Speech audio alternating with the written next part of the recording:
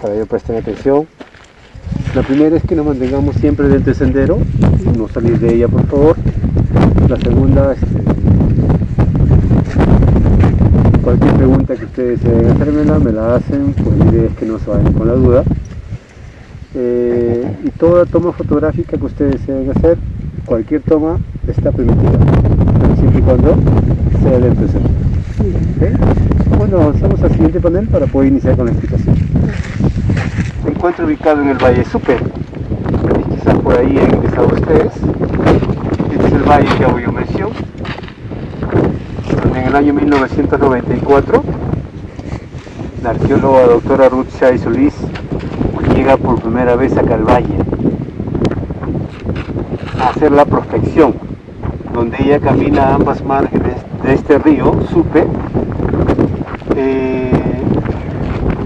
registrando todos los restos arqueológicos que hay a lo largo de todo el valle de Supe, en un tramo de 45 kilómetros aproximadamente, donde logra identificar mucho más restos arqueológicos de lo que ya pues había identificado antes de ella, descubriendo en ese entonces 18 y actualmente hay 25. La cultura o civilización Caral fue descubierta en 1996 gracias a los trabajos de un equipo de arqueólogos encabezados por Ruth Shadi. Si bien la existencia de sitios monumentales en el Valle de Supe se dieron desde inicios del siglo XX, fue recién con las excavaciones de la arqueóloga que se afirmó la naturaleza precerámica de esta ciudad sagrada. Hasta ahora, los expertos creían que la civilización olmeca era la más antigua de América. Este pueblo vivió en México alrededor del 1500 a.C. ¿Podría Caral ser aún más antiguo? La búsqueda de pruebas con respecto a la antigüedad de Caral comienza dentro de la pirámide más grande de la ciudad. La Gran Pirámide es una antigua maravilla de la ingeniería. Una serie de muros de piedra y mortero forman el exterior. Debajo, una gran capa de grava que forma una base sólida.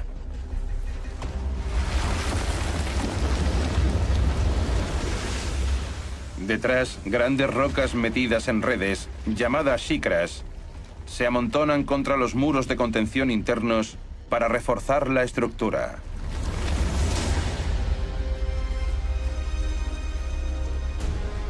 ¿Podrían estos extraños sacos guardar el secreto de la edad de la pirámide?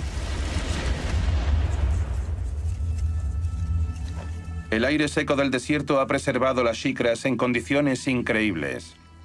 Pero ¿cuánto tiempo llevan aquí?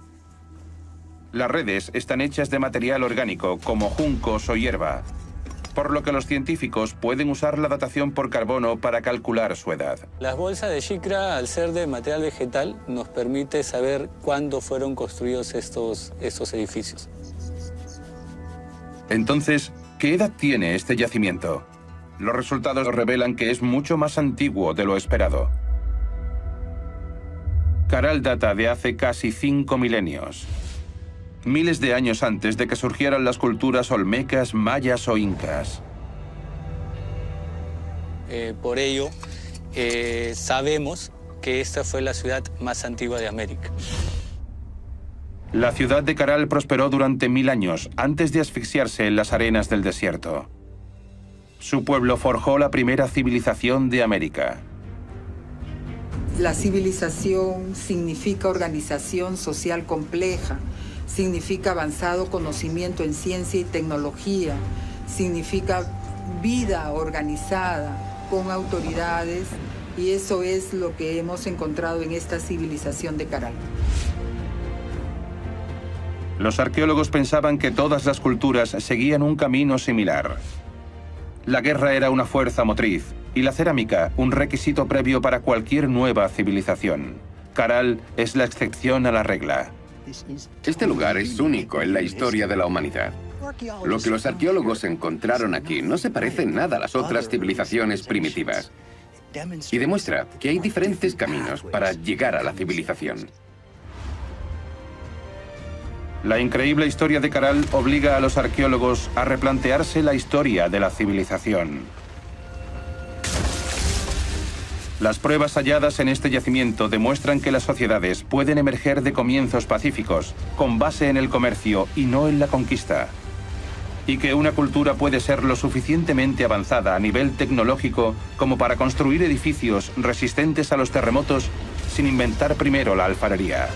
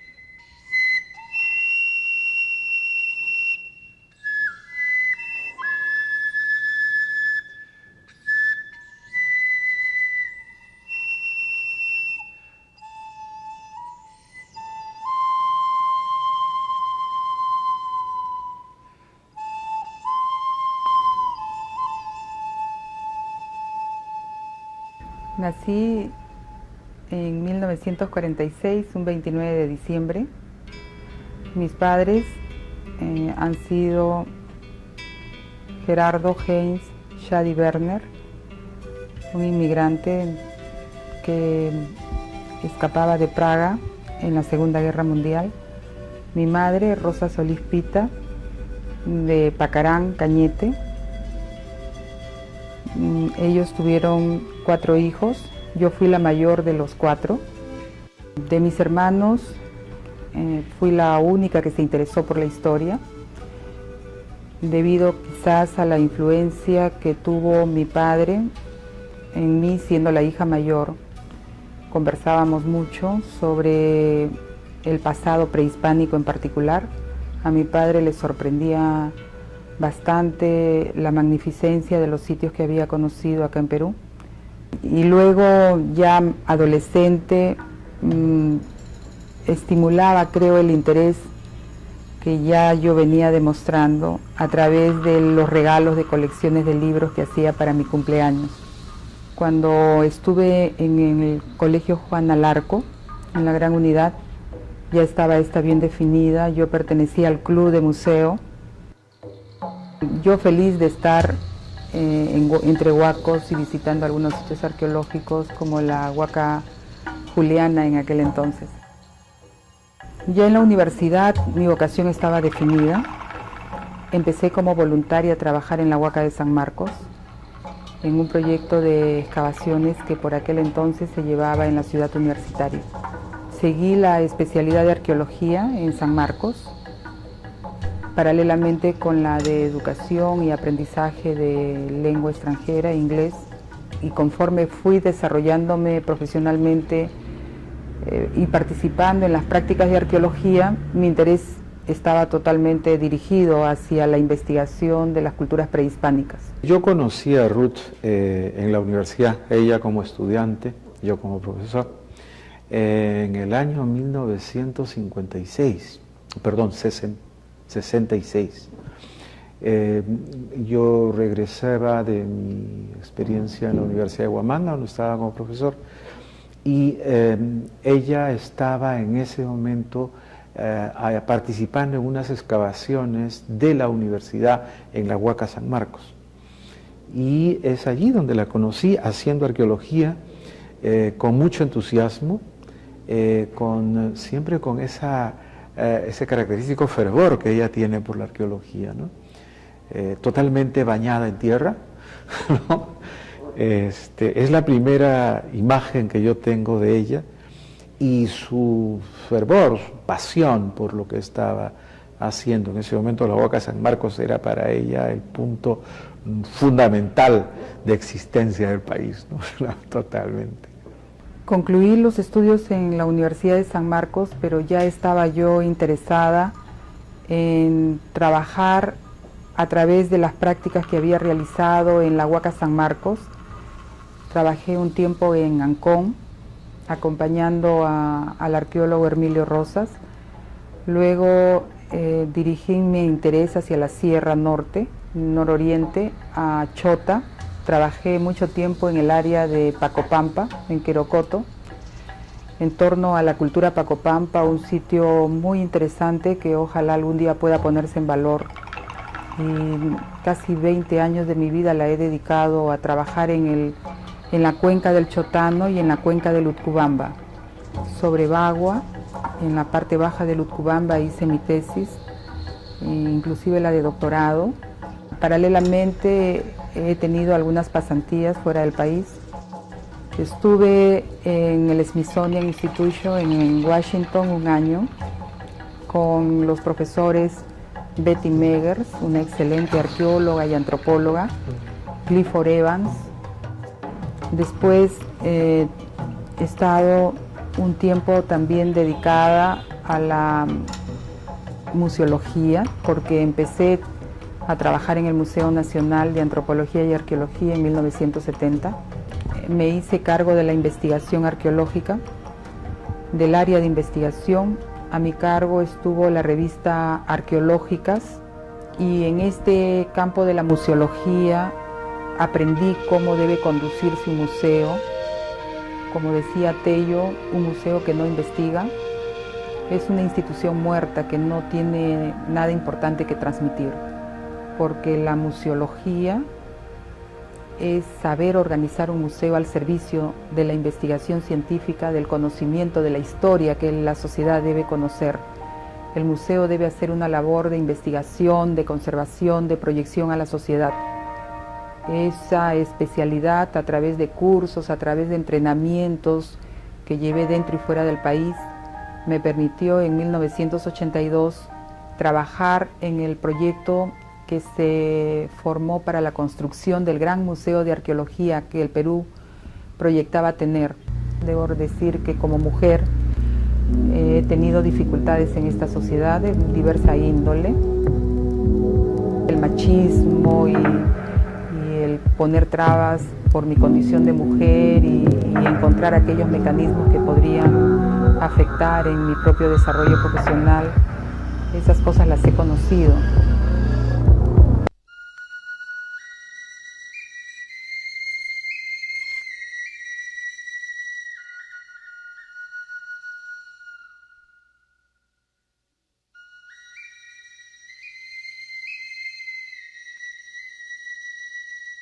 Ruth tiene la virtud de conjugar en su persona tres cualidades que difícilmente se encuentran en una misma persona simultáneamente. Es una mujer muy inteligente, muy hábil, además es muy dedicada a su profesión, tiene una voluntad a toda prueba, se ha dedicado de manera muy disciplinada a su trabajo de investigadora y de docente. Y por último, en tercer lugar, tiene una fuerza de espíritu también a toda prueba, ¿no? Prácticamente ella ha superado un sinfín de problemas que le han puesto, que han aparecido en su camino, a veces, muchas veces o la más de las veces en forma gratuita. Lamentablemente la experiencia sobre museos no la pudo aprovechar el país porque hubo el cambio de gobierno y ese proyecto no fue retomado por el gobierno siguiente.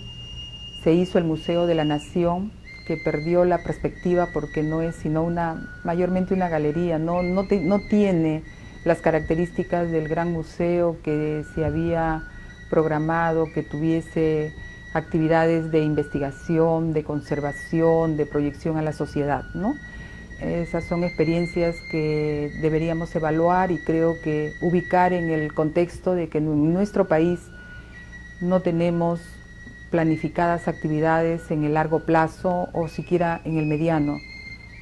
Hay una tendencia al corto plazo, a lo inmediato, ¿no? Y eso nos impide salir en programas de desarrollo de largo alcance beneficiosos para el país, porque cada nuevo gobierno no retoma lo bueno del anterior. Se debe cambiar quizás lo que no se ha ajustado, lo que fracasó, lo que fue una mala experiencia, pero sí se debe retomar al margen de las particularidades o de los individualismos, lo que significan aportes, los que son necesarios por su significación en los diversos campos de la actividad del país, y eso es lo que yo estaría reclamando, que nos hace falta a los peruanos para tener éxito en nuestras acciones.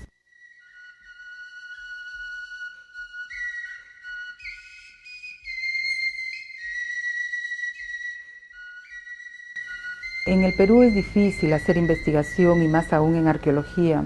Siempre hemos trabajado con muchas limitaciones. Yo diría que cada proyecto que he emprendido lo he considerado como muy importante. Caral es uno de los últimos y le tengo mucho aprecio porque, aparte del significado que tiene Caral para la historia peruana, porque también está relacionado con una etapa de mi vida muy especial. Corresponde a aquella en que mis hijos se fueron a estudiar fuera del país y que en la práctica yo me quedé sin familia. Y después de casi 20 años de vida familiar con ellos, era el tener todo el tiempo del mundo otra vez a mi disposición. No fue fácil, debo decir que como mujer he tenido dificultades en esta sociedad de diversa índole, que ese también es un capítulo interesante de cómo la mujer es muy afrentada en nuestra sociedad, a pesar que era profesora universitaria, y que uno se relaciona con colegas que se supone tienen un nivel de instrucción superior al resto de la sociedad. No obstante, el machismo y el poner trabas por mi condición de mujer y encontrar aquellos mecanismos que podrían afectar en mi propio desarrollo profesional, esas cosas las he conocido. Yo regresaba de haber estado un año en Estados Unidos y en España, de modo que miré en un mapa qué valle no había tenido suficiente atención para la investigación y que estuviese más cerca de Lima. Y encontré que en Supe, si bien se conocían de la existencia de monumentos allí, yo misma en el año 79 había estado recorriendo ese valle y había visto la monumentalidad de sus construcciones. Nunca se había hecho un trabajo sistemático desde el punto de la investigación arqueológica. Yo creo que porque asustaba mucho la extensión de los sitios arqueológicos y la propia monumentalidad que requería una inversión significativa, pero ya en el año 90 estaba yo más madura y veía de otro modo, creo, las cosas. Entonces formé un proyecto con algunos exalumnos míos, conseguí un pequeño fondo del Instituto Nacional de Cultura, del director de entonces, Pedro Jurinovic, quien me prestaba una camioneta los fines de semana para poder hacer la prospección arqueológica y me dio un pequeño recurso económico. Con ese dinero durante 2 años estuvimos caminando por ambas márgenes del valle, pero de modo sistemático, haciendo la prospección. Lo que hacíamos era salir los días viernes en las tardes, al mediodía más o menos, y volvíamos el domingo en las noches. Entonces teníamos una rutina muy ajustada de tiempo y de presupuesto, así que teníamos que optimizar el trabajo al máximo, ¿no? Consistía en caminar todo el valle, ambas márgenes, y casi de palmo a palmo, y buscando sitios arqueológicos, ¿no? Identificarlos, registrarlos, describirlos, fotografiarlos, todo el procedimiento habitual de lo que es una prospección, ¿no? Sin embargo, generalmente se cogen áreas más o menos pequeñas o medianas, ¿no? En este caso se prospectó todo el valle con bastante minuciosidad, se hicieron croquis muy detallados y se registró, creo que con bastante paciencia. Al término de los 2 años, estaba yo convencida que me encontraba en un territorio excepcional desde el punto de vista del potencial arqueológico, pero estaba al mismo tiempo desconcertada porque, a diferencia de lo que había ocurrido en anteriores oportunidades, no sabía ciencia cierta ante qué periodo histórico estaba, de modo que me daba cuenta que era necesario conseguir un fondo económico para poder empezar a excavar siquiera en uno de ellos y tener las referencias para orientarme y saber ante qué periodo estaba de la arqueología peruana. Escribí a mi amiga Betty Meggers del Smithsonian Institution y le conté, ¿no?, los resultados que había obtenido en esta prospección, y ella me contestó que podría ayudarme con la National Geographic, institución en la que ella participaba como asesora, para conseguir un pequeño fondo que me permitiera empezar excavaciones en Caral. Cada día, cuando estábamos excavando durante los 2 meses, yo preguntaba a mis colegas si habían encontrado cerámica y no se encontraba, pero era extraño porque la arquitectura era monumental, de modo que al finalizar, como digo, el segundo mes, en los resultados que yo presenté, expuse que Caral era un sitio del precerámico y muy antiguo.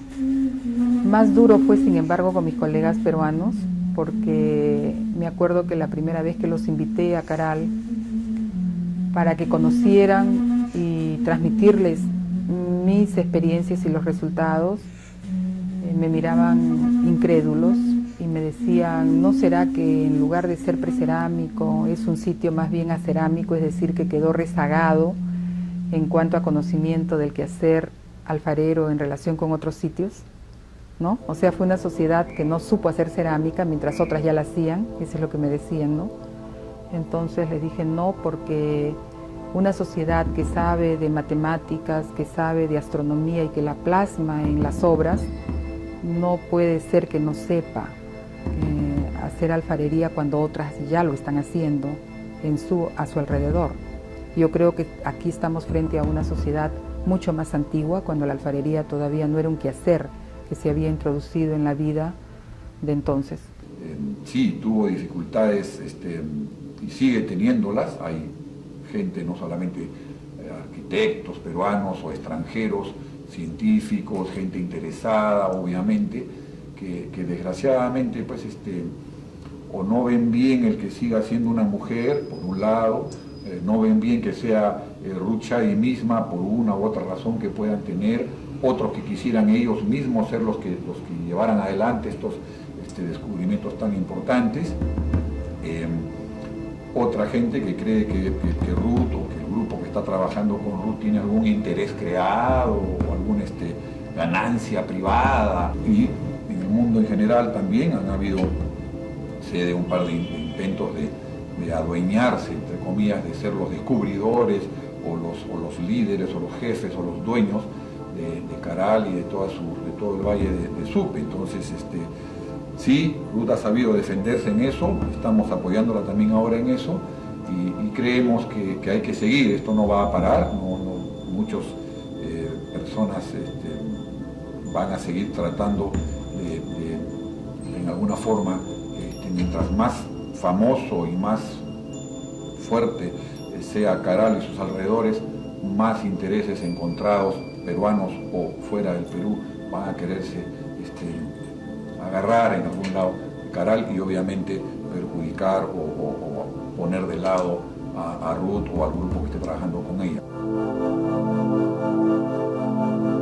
Con Caral, el conocimiento de la historia del mundo ha pasado a hoja cero. Hay que volver a escribir la historia.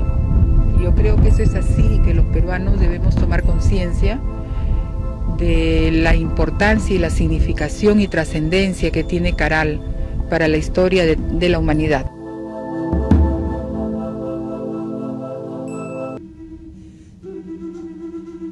Tuve muchas dificultades, sí, para continuar con la investigación, a pesar que los resultados eran muy buenos. National Geographic me daba apoyo, pero esta entidad no tiene un presupuesto permanente, solamente puede ayudar cada año para temporadas muy cortas y tampoco ayuda todos los años, de modo que yo iba con mi proyecto a diferentes entidades. Me acuerdo que una vez, a través de un amigo, Armando Villanueva, a quien yo había asesorado en el Congreso, cuando él era presidente de la Comisión de Investigación de Tráfico Ilícito de Bienes Arqueológicos, le conté de este proyecto y de las dificultades que tenía para continuar con los trabajos por falta de presupuesto. Y él me dijo, bueno, yo te voy a presentar al presidente de los empresarios españoles en el país. Fui con mis planos, le expliqué todo, la importancia que tenía Caral, y este señor me dijo, esto es excelente, me parece muy importante el trabajo que usted ha hecho, pero yo soy un empresario. ¿Cuál es mi beneficio? ¿Qué ganaría yo con esto? ¿Tienen ustedes leyes que nos permitan deducir impuesto? Que yo pueda decirle a mi directorio, esto se va a lograr si nosotros invertimos en cultura. Entonces le dije, bueno, no tenemos disposiciones al respecto, pero voy a hacer gestiones ante el Congreso de la República para tener ese tipo de dispositivos que pueda promover que el empresariado invierta en cultura, en poner en valor patrimonio. Y efectivamente salí de allí un poco deprimida, pero dije, es el enfoque de un empresario. Toqué muchas puertas. Estábamos trabajando con unas pequeñas ayudas que para alimentos daba la municipalidad de Supe, también el alcalde de Barranca, para que los arqueólogos, mis estudiantes de arqueología, pudiesen tener alimentos. No se les pagaba, solamente se les daba para sus pasajes, y bueno, yo viajaba a Caral con mi carro, y sola, ¿no? Y fueron años muy duros. Yo no percibía ningún salario por este trabajo. Al contrario, muchas veces gastaba de mi propio peculio para poder llegar a la zona y supervisar las investigaciones.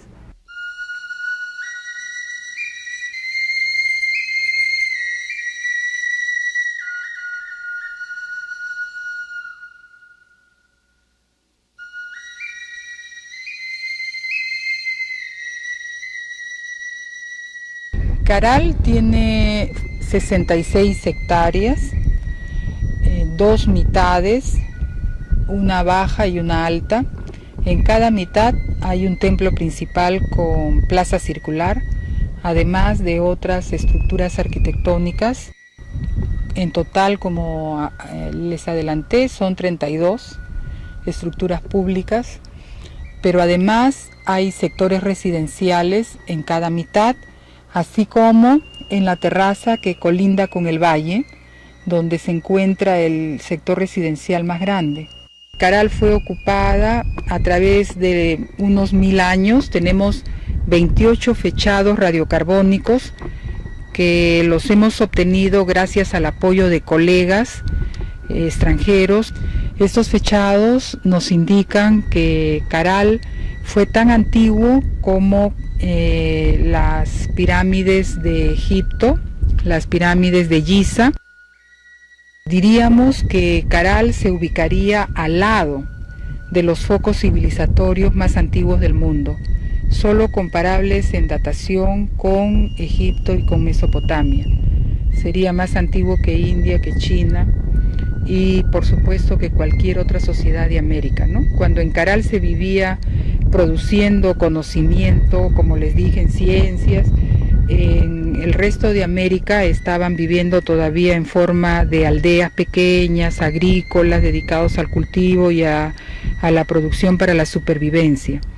Solo 1500 años después que Caral se empezó a construir, a hacer obras en México, como lo que conocemos de la cultura olmeca, o después de 2000 años empezaron a hacer las ciudades mayas, de modo que estamos pues ante las expresiones de un asentamiento urbano de gran antigüedad, solo comparable a los que se construyeron en el Viejo Mundo, Por eso es que Caral ha causado impacto a nivel mundial y por eso las expresiones de que la historia del mundo tiene que ahora escribirse y que ha pasado a foja cero.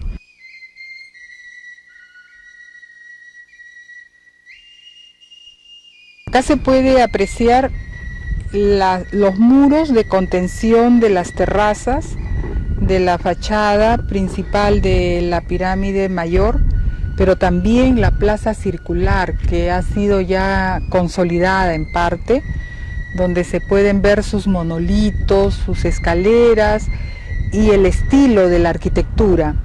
Esa plaza ha sido muy característica de la cultura de Supe y este tipo de patrón circular luego se ha difundido a las poblaciones de otros valles.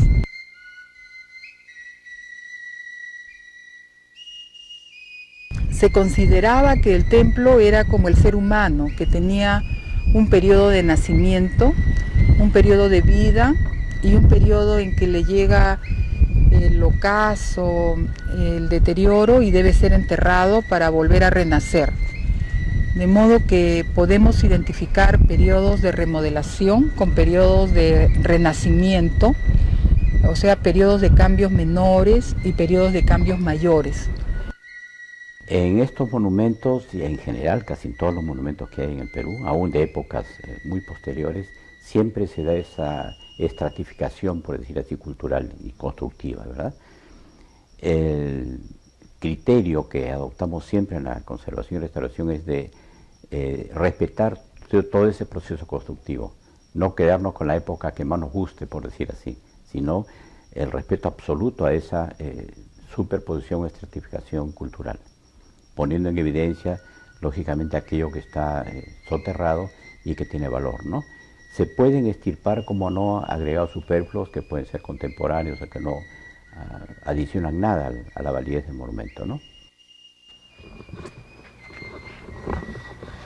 Ese altar todavía conserva, felizmente, los restos del enlucido y de la pintura roja que tuvo en sus paredes. Se puede apreciar el ingreso estrecho y el gran fogón que lo presidía en el interior.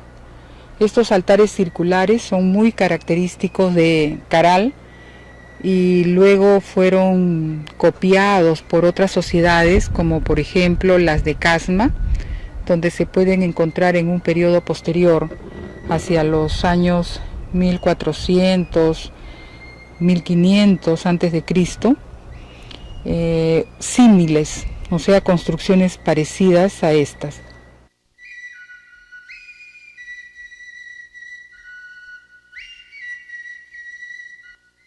En esta área norcentral ha habido un desarrollo precoz y aquí se forma el primer estado o gobierno centralizado. ¿Cómo ocurre esto? Porque la pesca ha sido muy importante, así como la producción de algodón. Surge tempranamente una división del trabajo. Han habido especialistas en pesca, así como agricultores. Los pescadores están sacando anchoveta en grandes cantidades y secándolas. Y los agricultores cultivando algodón que requerían los pescadores. Entonces hay una necesidad de complementariedad entre estos dos grupos, ¿no? Los pescadores le dan a los agricultores pescado seco, la anchoveta seca, no cualquier pescado, y los agricultores le dan a los pescadores el algodón que ellos requieren para la confección de sus redes de pesca. Pero este intercambio no solamente queda en las sociedades costeñas, sino que esos dos productos les sirven para intercambiar con poblaciones de la sierra y de las vertientes orientales, porque acá en Caral hemos encontrado restos de moluscos de selva que no pueden haber venido por sí solos, sino que ha habido el intercambio. Después hemos encontrado madera o productos como guairuros o chonta, de modo que se evidencia un intercambio permanente. Esta población ha tenido un conocimiento en matemáticas, en geometría, en astronomía, que les ha permitido desarrollar ciencia y tecnología, cómo se deben abrir los canales para regar, en qué periodos del año conviene sembrar, qué clases de semillas se deben poner. Han manejado un calendario a través de su conocimiento de la astronomía. Y ahora, gracias a los aportes que nos están dando otros estudiosos, estamos trabajando la hipótesis de que Caral habría sido un lugar muy especializado para ese tipo de conocimientos, ¿no? Donde las pirámides habrían sido como representaciones sagradas vinculadas a un calendario. O sea, cada templo, cada pirámide habría estado relacionada con un astro que está marcando un periodo a través del año o a través de varios años muy importante y significativo para la vida social y económica de los pobladores de Caral. Creo que Caral está cambiando la historia del mundo, como bien me comunicó el arquitecto Ludeña, que un arquitecto importante allá en Alemania le dijo: arquitecto Ludeña, con Caral el conocimiento de la historia del mundo ha pasado a hoja cero, hay que volver a escribir la historia. Y yo creo que eso es así, que los peruanos debemos tomar conciencia de la importancia y la significación y trascendencia que tiene Caral para la historia de la humanidad, ¿no? Y fundamentalmente entendernos nosotros mismos como peruanos, que somos pues los herederos de este conocimiento, de esta tradición, y que podamos tomar conocimiento de que ha habido un desarrollo precoz, pionero, en relación con otras partes del territorio americano.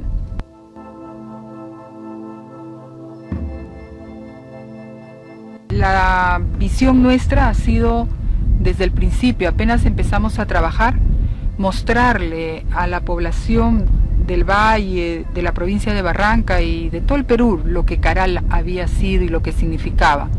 Entonces así podían estar identificándose con la importancia de este patrimonio cultural y, en el caso de las poblaciones del Valle, contribuyendo a su conservación.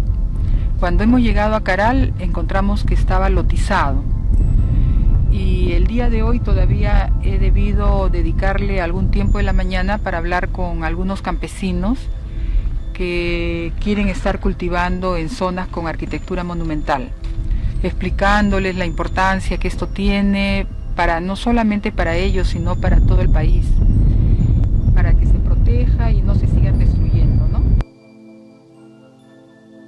Caral en América en su conjunto representa el desarrollo de una sociedad urbana, de una sociedad, de una civilización no pensada, no imaginada.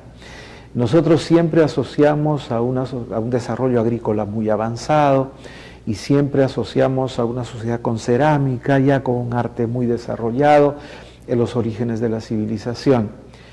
Si nosotros ponemos Caral frente a México, no hay nada en México tan antiguo ni tan primitivo, en el sentido de que están forjadas las primeras cosas que son susceptibles de darse en una sociedad urbana civilizada. No hay todavía cerámica, el tejido se está desarrollando, ya tiene una historia aquí, pero está en su etapa en la cual todavía no hay un telar, cosas muy avanzadas, no hay metalurgia. Estamos frente a una civilización solo semejante a aquella que en el Próximo Oriente se encontró en la zona de Jericó, en donde existía también una sociedad precerámica de carácter urbano. Es algo semejante a lo que se daba. No imaginábamos que fuera tan antigua, y de hecho es el antecedente que nos permite entender con facilidad lo que después pasó. Pensamos que este recurso arqueológico debe ser el fomento o la palanca que impulse el desarrollo integral socioeconómico de las poblaciones del valle, de la provincia y del país, ¿no?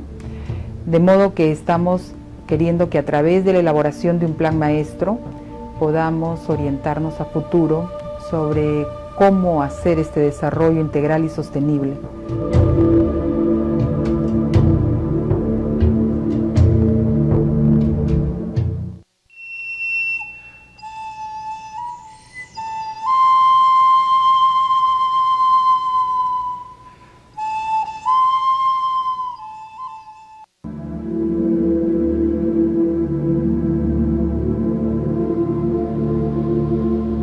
A partir del año 2001, cuando llega el presidente Paniagua, casi en las postrimerías de su gobierno, primero fue Marcial Rubio, el ministro de Educación, también el ministro de Turismo, el de Comercio Exterior y Turismo, Inchaustegui, vieron la importancia de Caral, el potencial que tenía, uno desde el punto de vista cultural y educativo, el otro desde el punto de vista turístico, conversaron ambos y me prometieron que conversarían con el presidente Paniagua, así lo hicieron. Apareció el presidente Paniagua, con todo su equipo de ministros en Caral un día. Él llegó a Caral un día sábado y el día lunes ya estaba invitándome a Palacio de Gobierno, y salí de Palacio de Gobierno con una combi usada, pero que era importante para nosotros y que la tenemos hasta ahora para desplazar a los arqueólogos al sitio arqueológico. El ministro de Economía, Silva Ruete, logró asignarle un presupuesto, pero lo puso en el pliego de San Marcos. Bueno, yo debo reconocer que, siendo mi alma mater San Marcos, cuando me preguntaron dónde se pone la partida para Caral, yo dije en el pliego de San Marcos. Y recuerdo que todavía me comentaron, pero no sé, no vaya a haber problemas. Y yo dije, no creo, porque ha entrado de rector un historiador, ¿no? Pero yo fui la que me equivoqué, porque después tuve muchas dificultades para poder lograr que ese presupuesto se respetara, y finalmente el proyecto Caral perdió una cantidad importante. Hacer que las actividades de puesta en valor del patrimonio arqueológico puedan ser realizadas de manera sistemática. Es una pena que el Instituto Nacional de Cultura no tenga un fondo para poner en valor el patrimonio arqueológico, que tengamos que estar mendigando un fondo a otro ministerio. Debiera haber, como en México, una institución dedicada al patrimonio arqueológico y a la puesta en valor de este. Puesta en valor no significa solamente presentarlo bien al turismo. Puesta en valor significa saber excavar en el sitio, extraer la información para tener conocimiento de la historia de ese sitio, presentarla adecuadamente con los trabajos de conservación y restauración debidos, porque un sitio arqueológico debe servir para mejorar la autoestima de un pueblo. Eso es lo que se llama identidad cultural y que le da fortaleza a un colectivo. Y si este colectivo se siente orgulloso de ese proceso, entonces su identidad mejora y le da seguridad para actuar. Yo le diría a los peruanos que está bien que veamos el contexto internacional. Yo no digo que no. El contexto internacional nos permite integrarnos, pero al avance de la ciencia, de la tecnología a nivel mundial, pero debemos hacerlo previamente fortalecidos con el conocimiento sobre nuestra propia realidad, porque sabiéndolo vamos a pasar a integrar la comunidad internacional de modo seguro, porque nos vamos a sentir con la seguridad que nos da nuestro propio éxito en el desarrollo. Pero si vamos a integrar esa comunidad internacional de modo dependiente, esperando recibir todo de ella, que es además una realidad diferente a en la cual nosotros nos movemos y vivimos, vamos a tener siempre la inseguridad y la dependencia que nos está caracterizando desde la llegada de los españoles hace 500 años. Confrontemos que 500 años no son nada frente a 12 milenios. que sin embargo los 500 años desestructuró, rompió el tejido social que tenían nuestros pueblos, que tenían los pobladores, y ese tejido social no ha vuelto a reconstituirse. Vivimos mirando hacia afuera y no mirando hacia adentro. Tenemos que volver a tejer las tramas que permitan que todas las surdimbres que somos los pobladores de las diferentes áreas y regiones del Perú volvamos a compartir el mismo tejido, a hacer un tejido sólido y luego enlazarnos como ese tejido organizado en la comunidad internacional para saber elegir lo que nos conviene de esa comunidad y dejar de lado lo que no se adecúa a nuestra realidad.